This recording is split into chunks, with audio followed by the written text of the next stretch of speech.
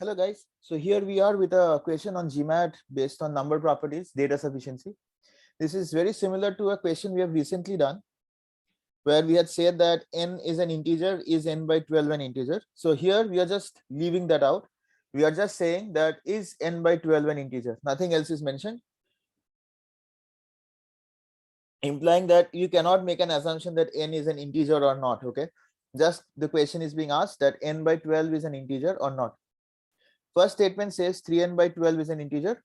Second one says 7n by 12 is an integer. So let us start solving this. So when we were saying is n by 12 an integer, what are we trying to say? That n by 12 would come out to be 1 or 2 or 3, could be negative also, and so on. Okay, so that's what the idea is. So the question is n by 12 equal to these values? Okay, so now let's look at statement 1. It says 3n by 12 is an integer. So now when 3n by 12 is an integer, that integer could be something like 1 or 2 or 3 itself. Now this 3 is important. So now note, if that is the case, 3n by 12 is an integer as 1. So what is n by 12? See, I don't need to calculate n. I'm not interested in what my value of n is. Okay, you might be thinking, okay, let me cancel that 4 and get n as something. So that doesn't really help my case because I am not really interested in the question about n, but I am interested in the unit n by 12 as a whole overall. Okay, so I will not spoil that form. I'll just keep it as n by 12. So if 3n by 12 is 1, n by 12 could be 1/3 or 2/3 or 3 by 3, which is 1, or 4 by 3 or 5 by 3 or 6 by 3, that is 2, and so on. So the question is n by 12 an integer? No, it is not. Yes, it is. No, it is not. Yes, it is. Multiple cases. Therefore, not sufficient.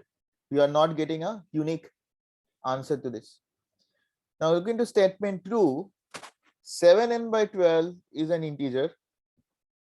And we can again say that the integers could be 1 or 2 or 3 or 4 or 5 or 6 or 7 dot dot dot.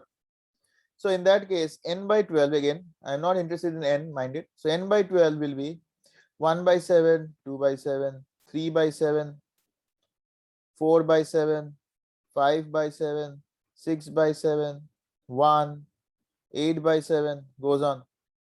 So is n by 12 an integer? No, in all of these cases. Yes, in this case, not sufficient in either statement alone. So individual statements are no longer sufficient. So we need to check combination, or the answer is just going to be not solvable, or E. So it's either C or E now. So now observe, first statement is for values of n by 12. What are the values like? It's either an integer by 3. So from statement 1, we are getting n by 12 of the form an integer by 3, some integer by 3, or some integer. Whereas from statement 2, we are getting n by 12 to be an integer by 7 or some other integer like this. So when I'm combining, what's the common solution? Integer by 3 is not present in the second statement, so strike that out. Integer by 7 is not present in the first statement, not common, strike that out. Integer and integer are common, right? So statement and 1 and 2 combined, n by 12 is an integer, hence sufficient. So the answer is C.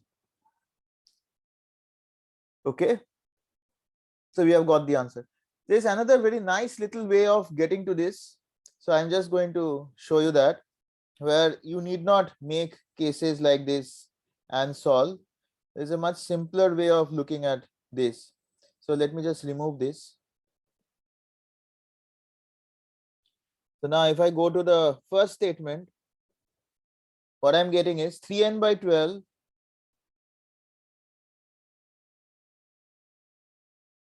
is an integer. 7n by 12. So let's call that integer, let us say, is I1. And 7n by 12 is I2. So if I subtract, what am I getting? 4n by 12 is I2 minus I1. Note that this is therefore also an integer. Now, from this, subtract the first statement again. And again subtract. You get n by 12 is I2 minus I1, which has to be another integer after all, because you are just subtracting integers, right? So we have the thing that n by 12 is an integer by combining. So this is another nice way of showing that the answer can be obtained by combining the statements. I hope this is clear. Thanks for watching.